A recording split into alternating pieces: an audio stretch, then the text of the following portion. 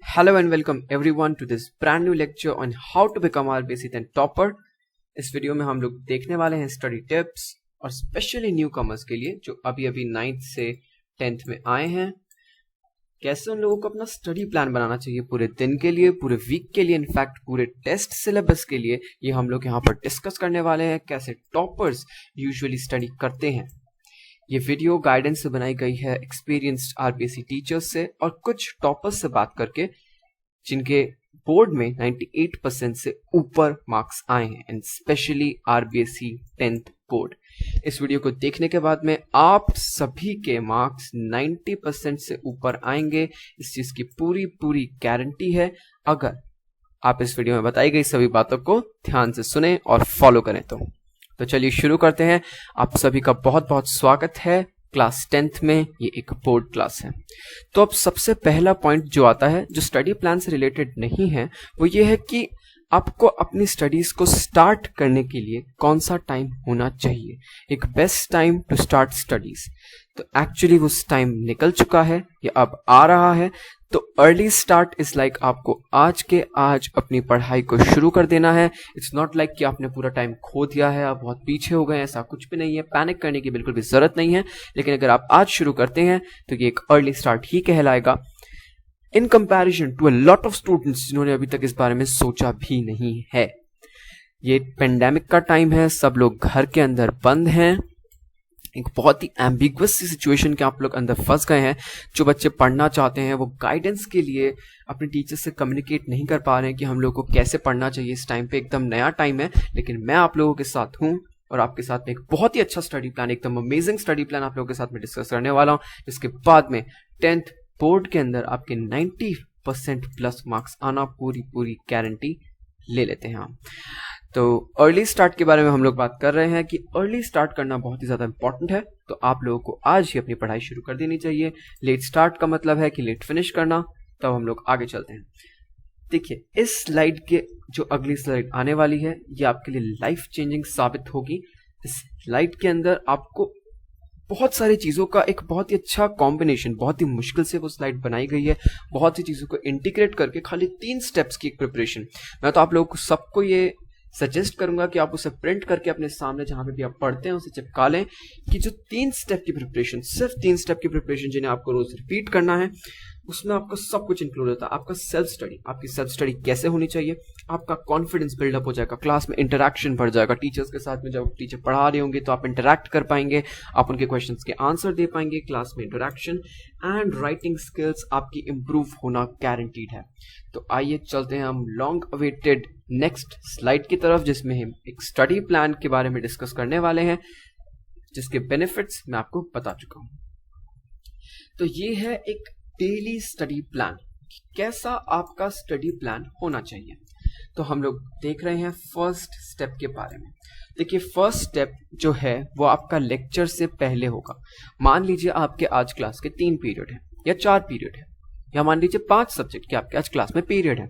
तो आप एक दिन पहले जो भी टीचर पढ़ाने वाली, आई एम नॉट सेइंग आप पूरा चैप्टर पढ़ेंगे, जो भी टीचर पढ़ाने वाली है, यूजुअली टीचर जो होती है वो 2 से 3 पेजेस पढ़ाती है, तो आप उन 2 से 3 पेजेस के टेक्स्ट बुक को रीड करेंगे। ये एक सरफेस रीडिंग होगी। मैं आपको बिल्कुल नहीं कह रहा हूं कि आप एक डीप तक पढ़ें, सब कुछ पढ़ें, आपको सब कुछ समझ में आना चाहिए, सब बिल्कुल नहीं है। आप सिर्फ एक बार उसे स्टोरी बुक की तरह रीड कर लें। अब मैं आपको इसके फायदे बताता हूं। पहला फायदा, आप क्लास में इंटरैक्ट कर पाएंगे। ऐसा नहीं है कि आपको कुछ भी उसमें से समझ में नहीं आएगा, जो भी पढ़ाया आपको उसमें से कई चीजें समझ में आ जाएंगी। तो जब टीचर क्लास में समझा रहा होगा तो it would be like your second revision. आपको हर चीज समझ में आएगी, टीचर के क्वेश्चंस के साथ में आप इंटरैक्ट कर पाएंगे। नॉट लाइक कि जो सिर्फ टॉपर्स होते हैं, यूजुअली आपने टॉपर्स को देखा होगा कि वो क्लास में इंटरैक्ट करते हैं, तो अब आप भी एक टॉपर की जो मेंटालिटी है उसके साथ में आगे बढ़ रहे हैं। तो सरफेस रीडिंग का फर्स्ट स्टेप कंप्लीट होता है क्लास से पहले। अब हम आते हैं सेकंड स्टेप पे। सेकंड स्टेप है कि आप क्लास में बैठे, क्लास को लें।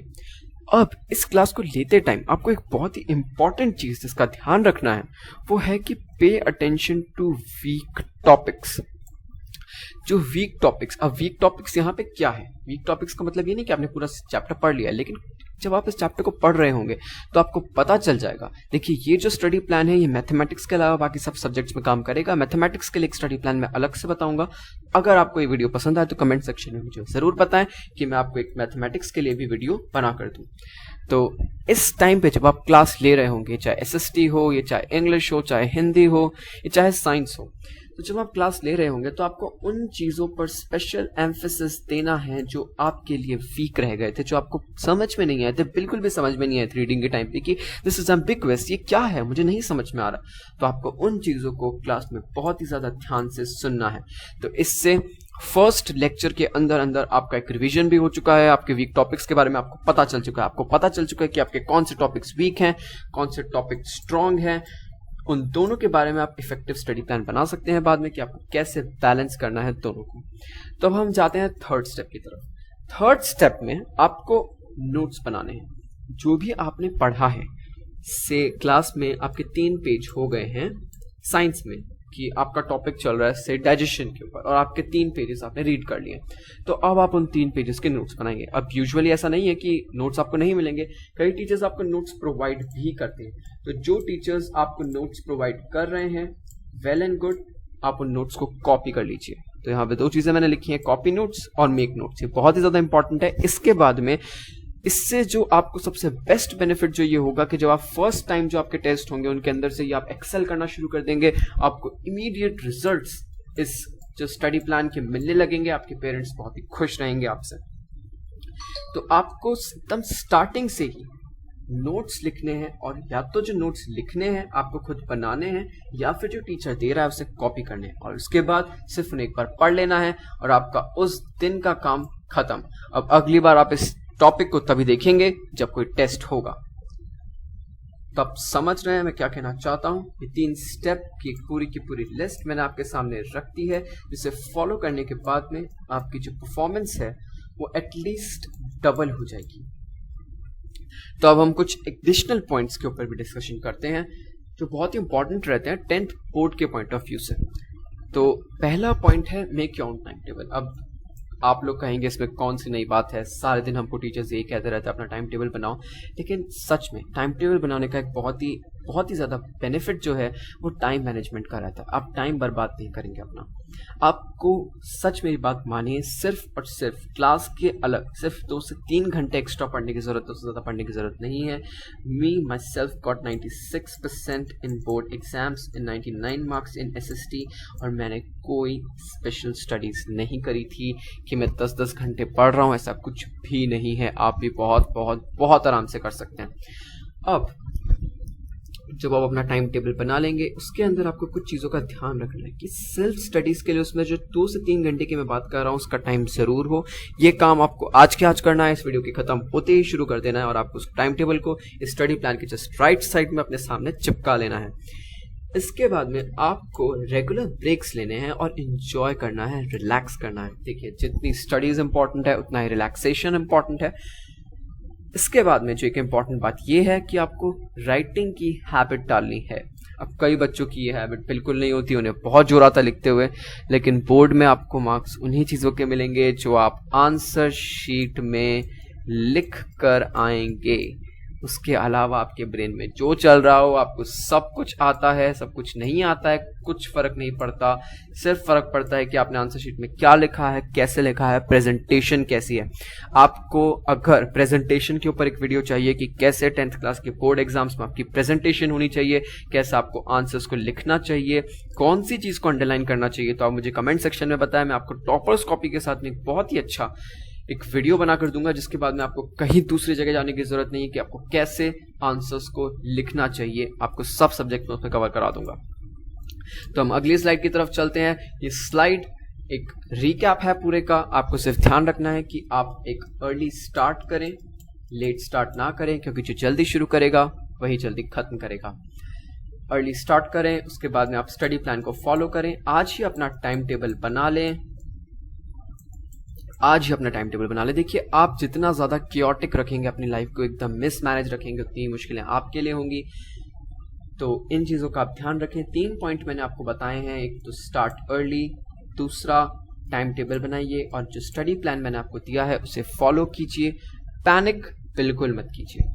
अब ये जो 3 मैंने लैप साइकिल बनाई है, इसका सीधा सा मतलब है कि आपको इन चीज़ों को देख के पैनिक नहीं करना है। 10th बोर्ड एग्जाम बहुत ही इजी होते हैं, सिर्फ शुरुआत से आप पढ़ते रहिए, कोई अलग चीज़ आपको करने की जरूरत नहीं। एक स्टडी प्लान बनाइए, एक बहुत ही अच्छे प्लानिंग से अगर आप चलेंगे तो आप खुद खुश रहेंगे, खुद सेटिस्फाइड रहेंगे, आपके पेरेंट्स सेटिस्फाइड रहेंगे, और आपको पैनिक बिल्कुल नहीं करना है। रिलैक्स करके रहिए, नैप्स लेते रहिए, दिन में भी सोइए, 1 घंटा या आधा घंटा का आप नैप जरूर लीजिए। एग्जाम से बिल्कुल मत डरिए, एग्जाम बहुत ही सिंपल आने वाला है। बोर्ड एग्जाम्स बिल्कुल भी हार्ड नहीं होते। इसकी बहुत ही अच्छी, जो मैं आपको प्रेजेंटेशन वाली वीडियो की बात कर रहा हूँ, उसमें ज्यादा मैं आपको बताऊंगा। अगर आप कमेंट सेक्शन में मुझसे रिक्वेस्ट करते हैं तो मैं इस बारे में एक वीडियो जरूर बनाऊंगा। तो अब तक आज की वीडियो में हमने स्टडी प्लान के बारे में देखा। हमने देखा कि कैसे हमारा स्टडी प्लान होना चाहिए, कैसे हमें टाइम टेबल बनाना है। कुछ स्टूडेंट्स की एक ये भी प्रॉब्लम होती है कि वो बुक को सामने रखने के बाद भी पढ़ नहीं पाते, उन्हें डिस्ट्रैक्शंस बहुत होते हैं। तो उस चीज़ से मेरे पास में एक बहुत ही अच्छी टिप है, जो एक 4 पॉइंट टिप है, जो आप कभी भी यूज़ कर सकते हैं। इस वीडियो में मैं आपको वो नहीं बता पाऊंगा, अगली वीडियो में आपको ज़रूर बताऊंगा। प्लीज़ कमेंट सेक्शन में मुझे बताएं कि ये वीडियो आपको कैसा लगा, और नेक्स्ट 2 वीडियोस के लिए प्रेजेंटेशन और जो मोटिवेशन वाली वीडियो है, अगर आप तो उनको रिक्वेस्ट करेंगे तो मैं आपके लिए ज़रूर बनाऊंगा। Thank you.